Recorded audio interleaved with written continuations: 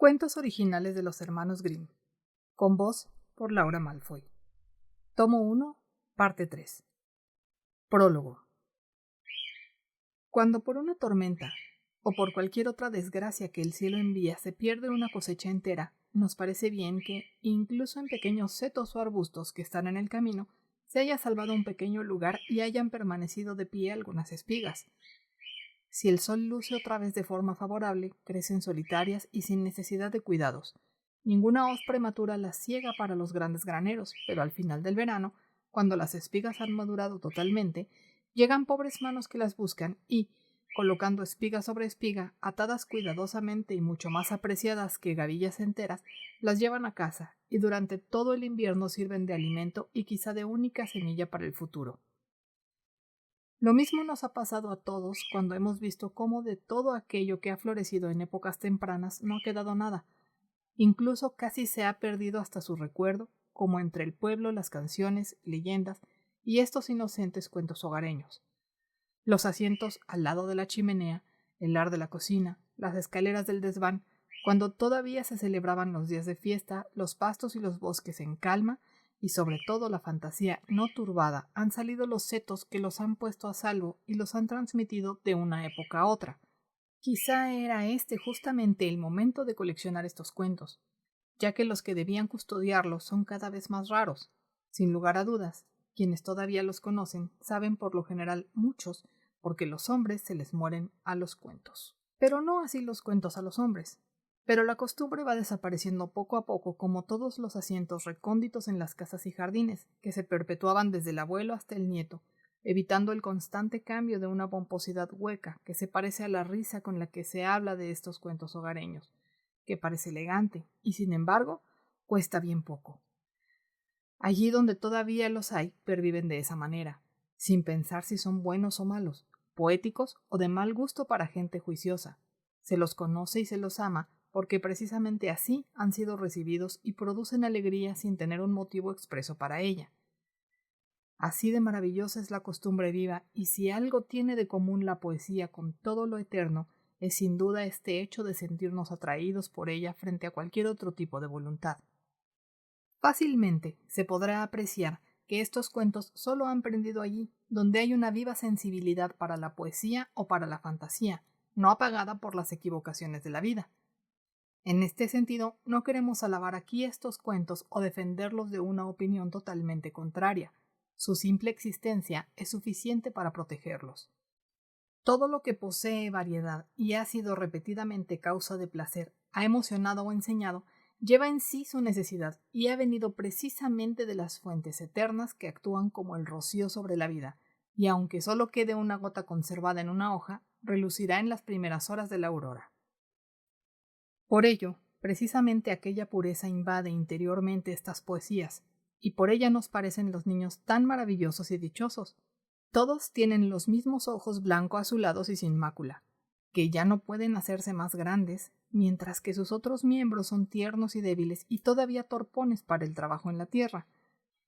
Este es el motivo por el que con esta colección no solo hemos querido prestarle un servicio a la historia de la poesía y de la mitología, sino que, al mismo tiempo, era nuestra intención que la poesía misma que hay en ella surtiera efecto y divirtiera a quien pudiera divertir, es decir, que también sirviera como libro didáctico.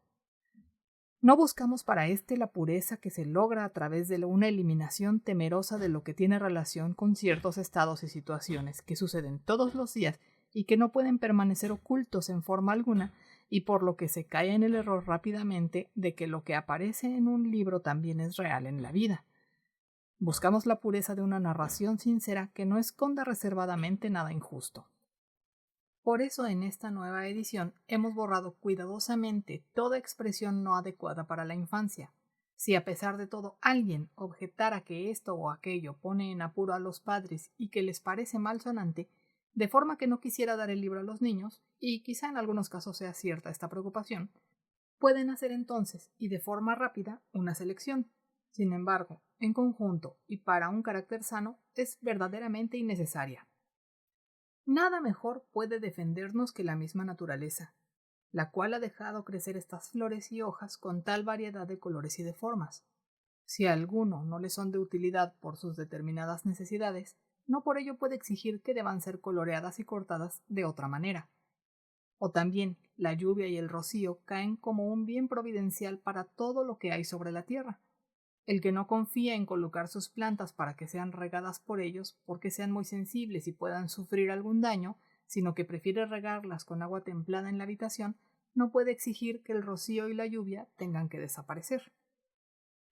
Provechoso puede llegar a ser todo lo que es natural, y eso es lo que debemos procurar. Por lo demás, nosotros no conocemos ningún libro sano y recio que haya enseñado al pueblo, empezando por la Biblia, donde no aparezcan tales inconveniencias en mayor o en menor medida. El uso recto no encuentra nada malo en ello, sino que, como dice un bello dicho, es un testimonio de nuestro corazón.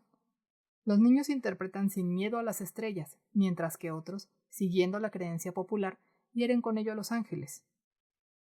Hemos coleccionado estos cuentos desde hace aproximadamente 13 años.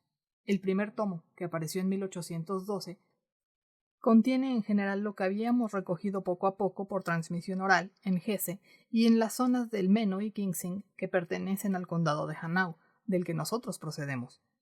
El segundo tomo se terminó en 1814 y se realizó con más rapidez, en parte porque el libro había conseguido por sí mismo amigos que lo apoyaron cuando vieron lo que era y cómo había sido pensado, y en parte porque nos acompañó la suerte, que parece una casualidad, pero que generalmente apoya a coleccionistas trabajadores y perseverantes.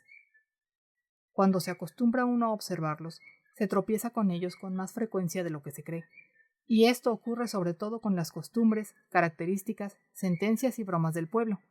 Los hermosos cuentos en bajo alemán de los principados de Münster y Paderborn los tenemos que agradecer a una especial bondad y amistad. Lo familiar del dialecto en su perfección interior se hace patente aquí de forma especialmente favorable. Allí, en las regiones tradicionalmente famosas de la libertad alemana, se han conservado en muchos lugares las leyendas y los cuentos como un entretenimiento casi habitual en los días de fiestas. Y la zona es rica todavía en costumbres y canciones heredadas. Allí, donde la escritura no molesta con intromisiones de lo extraño, ni embota por empacho, en parte porque sirve de apoyo y porque no permite a la memoria ser negligente y, sobre todo, en pueblos cuya literatura es insignificante, la tradición suele mostrarse de forma más fuerte y pura como sustituta. Así parece haberla conservado la Baja Sajonia más que otras regiones.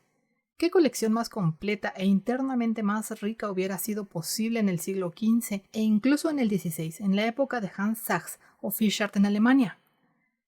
Una de esas felices casualidades tuvo lugar en el pueblo de Niedersberg, que está cerca de Kassel, donde conocimos a una campesina que nos narró la mayor parte y los más hermosos cuentos del tomo segundo. La señora Wiemann estaba todavía fuerte y tenía 50 y tantos años. Los rasgos de su cara tenían algo de firme, comprensivo y agradable, y tenía una mirada lúcida y penetrante. Ella había retenido concienzudamente en la memoria las antiguas leyendas y decía incluso que no todos tenían este don, y que algunos no podían retener nada de nada coherente. Al mismo tiempo, narraba de forma mesurada, segura e indeciblemente vital, gozándose en ello, primero de forma libre y luego, cuando se quería, otra vez despacio, de manera que con alguna práctica se podía tomar el dictado. Algo se ha conservado literalmente de esta forma y no puede dejar de ser apreciado en su verdad. Los que creen por sistema que es fácil falsificar la tradición, que su conservación es descuidada y por consiguiente que es imposible una larga duración, deberían haber oído con qué exactitud se ajustaba a la narración. No cambiaba nunca nada al repetir y corregía su descuido en cuanto era consciente de él, incluso en la mitad de la narración. La fidelidad de lo transmitido en las personas que permanecen fieles a un mismo tipo de vida es mucho más fuerte de lo que nosotros creemos, dados como somos al cambio. Por eso precisamente, lo conservado con tanta sencillez tiene una cierta proximidad persuasiva y una habilidad interna que a otras cosas externamente más brillantes no les es fácil conseguir. El fondo épico de la poesía popular se parece al verde que se extiende en diversos matices por la naturaleza y que llena y dulcifica la vista sin cansar nunca. Conseguimos, además de los cuentos del segundo tomo, suficientes adiciones al primero y mejores narraciones, muchas transmitidas allí, procedentes de fuentes parecidas. Hesse tiene la ventaja de ser un país montañoso, situado lejos de las rutas principales y que ante todo se ocupa de la agricultura, lo que hace que pueda conservar mejor sus viejas tradiciones y costumbres. De esta manera, en esa región que fue la verdadera residencia de los catos, se ha conservado una cierta seriedad, un carácter sano, trabajador y valiente, que no dejara de ser tenido en cuenta por la historia. Todo esto hace que la escasez de comodidades y de delicadeza que se observa en otras regiones, como cuando se viene de Sajonia, se considere más bien como una ventaja. Además se siente también que las zonas más rudas, pero a menudo enormemente bellas, así como una cierta severidad y pobreza en la forma de vida, se integran en todo el conjunto. De entre otros pueblos de nuestra patria, se puede considerar a los habitantes de Hesse como los que mejor han conservado, igual que las mansiones antiguas, las particularidades de su carácter a través de los cambios del tiempo. Lo que hemos ganado hasta ahora para nuestra colección, hemos querido incorporarlo a esta segunda edición del libro. Por ello ha sido casi reelaborado el libro primero, se ha completado lo que estaba incompleto, algunas partes se han contado de forma más sencilla y pura y no podrán encontrarse trozos que no hayan sido mejorados. En contraposición se han introducido textos nuevos, entre ellos los de Austria y la Bohemia alemana, de tal manera que se encontrarán partes hasta ahora totalmente desconocidas. Las aclaraciones ocupaban anteriormente escaso espacio. Dada la gran amplitud del libro, hemos tenido que destinar para ellas un tercer tomo. Por esto ha sido posible no solo comunicar lo que antes habíamos tenido que dejar de lado, aún a nuestro pesar, sino también incluir textos cuyo sitio está aquí y que, como esperamos, harán ver con más claridad el valor científico de estas transmisiones. En lo que se refiere a la forma de hacer esta colección, lo que más nos ha importado en primer lugar ha sido la fidelidad y la verdad. No hemos añadido nada de nuestra cosecha, no hemos embellecido ninguna circunstancia o rasgo de la leyenda, sino que hemos reproducido su contenido tal y como lo hemos recibido. Naturalmente, es obvio que la expresión y realización de los detalles procede de nosotros, pero hemos intentado mantener las particularidades observadas para dejar a la colección también en este aspecto la variedad de la naturaleza. Todo el que se haya ocupado de un trabajo semejante comprenderá, por lo demás, que aquí no puede tenerse en cuenta una interpretación descuidada y desatenta. Por el contrario, se necesitan una atención y tacto que solamente se alcanzan con el tiempo para distinguir lo sencillo, lo puro pero perfecto en sí, de lo falseado. Diversas narraciones las hemos transmitido como una, cuando se completaban entre sí y cuando para su fusión no había que prescindir de contradicciones. Cuando diferían la una de la otra, teniendo cada una por lo general sus propios rasgos, hemos dado preferencia a la mejor y las otras las hemos reservado para las anotaciones. Estas diferencias nos parecen más notables que las simples alteraciones o deformaciones de un original existente anteriormente, ya que solo son intentos de acercarse de forma distinta a algo existente solo en la inteligencia y que es inagotable. Repeticiones de frases aisladas, rasgos e introducciones deben considerarse como líneas épicas y no de otro modo. Gustosamente hemos conservado un determinado dialecto. Si esto hubiera podido hacerse siempre, sin duda la narración hubiera ganado. Este es un caso en el que la estructura conseguida, la finura y el arte de la lengua carece de importancia y se palpa que una lengua literaria refinada, por más hábil que sea en lo demás, aun siendo más diáfana y clara, es menos expresiva, ya que no se ajusta con la misma fuerza al meollo de lo que quiere decir. Lástima que el dialecto del Bajo Hesse, en las cercanías de Kassel, en las zonas fronterizas del cantón franconio de Hesse, sea una mezcla indefinida y mal comprendida del bajo sajón y el alto alemán. En este sentido no hay, que sepamos, ninguna colección de cuentos en Alemania. Entre los transmitidos o bien se conservaron algunos de forma casual o se los consideraba como material bruto para crear, a partir de ellos, narraciones más largas. Nos rebelamos con toda franqueza contra tales reelaboraciones. Es indudable que en todo sentimiento vital para la poesía subyace una formación y perfeccionamiento poético, sin el cual la transmisión sería algo estéril y muerto, pero precisamente por eso cada región narra según su propia idiosincrasia y cada boca de forma distinta. Hay una gran diferencia entre esa semi-inconsciente sencillez parecida al crecer tranquilo de las plantas y alimentada por el manantial inmediato de la vida y los cambios conscientes, arbitrariamente realizados, que aun estando bien hechos no podemos permitir. En este caso, lo que predomina es la opinión del poeta, la cual depende de su formación, mientras que en la otra perfección natural impera individualmente el espíritu de los pueblos, que no permite caprichos. Si se priva a estas transmisiones del carácter científico, es decir, si aceptamos que debe conservarse en ellas las ideas y estructuras de tiempos remotos, es obvio que tales valores se destruyen en ese tipo de reelaboraciones. Tampoco la poesía gana nada con ellas, pues ¿dónde habita la poesía sino en el alma? ¿Dónde de hecho refresca y reanima, calienta y fortalece?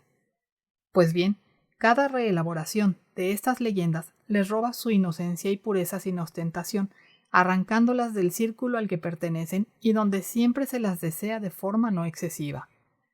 Puede ocurrir que, en el mejor de los casos, se dé a cambio finura, ingenio y especialmente humor, que la comicidad de la época aporta consigo, además de un cierto colorido del sentimiento que no le resulta difícil ofrecer a una cultura alimentada por la poesía de todos los pueblos.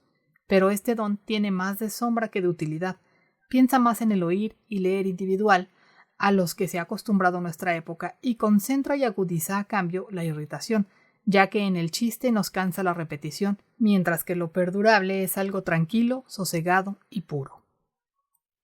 La mano experta de tales reelaboraciones se parece a aquella que tenía la desgraciada virtud de convertir en oro todo lo que tocaba, incluso de las comidas, de tal modo que no puede darnos de comer ni de beber en medio de su riqueza, incluso allí donde la mitología, con sus imágenes, tiene que adquirirse a fuerza de imaginación, cuán frío, interiormente vacío y sin forma parece todo, a pesar de las mejores y más rotundas expresiones.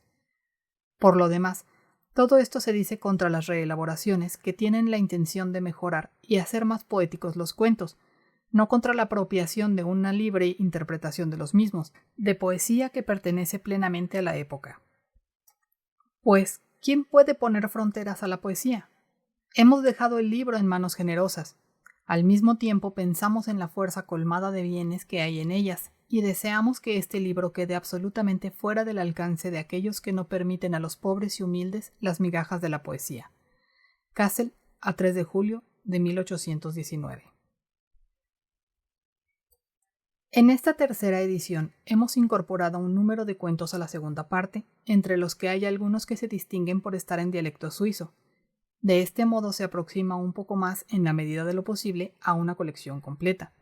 Además, muchos de los cuentos anteriores han sido reelaborados otra vez, y completados y enriquecidos mediante adiciones y rasgos sueltos sacados de narraciones orales. La tercera parte, cuyo contenido se remite al uso científico de la colección y por ello podría encontrar acceso en círculos más estrechos, no se ha reeditado, porque todavía hay ejemplares disponibles en la librería Reimer de Berlín. En consecuencia, la tercera parte aparecerá como obra independiente, en la cual tendrán cabida las introducciones preliminares de la edición anterior sobre la esencia de los cuentos y de las costumbres de los niños. La fiel interpretación de la tradición, la expresión no afectada y, aunque esto suene a inmodesto, la riqueza y variedad de la colección, le han conseguido una aceptación permanente en el extranjero. Entre las diversas traducciones merece destacarse la inglesa, por ser la más completa, y también porque la lengua, emparentada con el alemán, se expresa con más exactitud. En 1825 hicimos una edición en un solo volumen que contenía solo una selección de cuentos pensando en aquellos que no consideraban ciertos cuentos adecuados para niños. Esta selección ha sido reeditada en 1836 y 1837. El valor científico de estas transmisiones se ha comprobado de forma a veces asombrosa en antiguas leyendas de dioses, y la mitología alemana ha tenido no raras veces la ocasión de volver sobre el particular e incluso ha encontrado en su coincidencia con los mitos nórdicos una muestra de las primitivas relaciones. Si la benevolencia hacia nuestro libro continúa, no faltará por nuestra parte un cultivo sucesivo. Göttingen, 15 de mayo de 1837. Nos alegra que entre los nuevos textos añadidos a nuestra colección aparezca uno de nuestra región de origen.